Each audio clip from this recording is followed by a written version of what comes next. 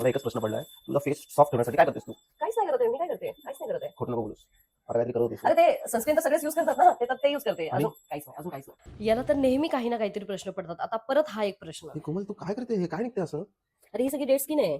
म्हणजे आता ही सगळी डेड स्किन निघेल आणि माझा पाय खूप छान होईल. खूप म्हणजे खूप सुंदर होईल आणि एकदम सॉफ्ट? एकदम सॉफ्ट. मग सांग ना, तू काय केलंय? खरं सांगू?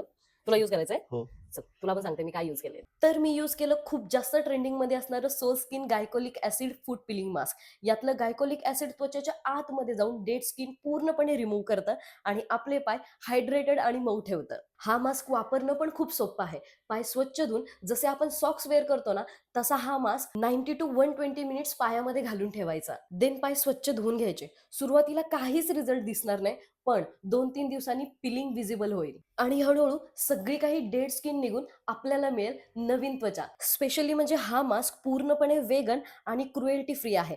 यामध्ये पॅराबॅन देखील नाही. त्यामुळे आपल्या नाजूक त्वचेसाठी हे पूर्णपणे सेफ आहे. आणि हो, जराही पेनफुल नाहीये. तुम्हाला जर हा मास्क हवा असेल तर तुम्ही Amazon वरून बाय करू शकता. अदरवाईज लिंक बायोमध्ये आहे.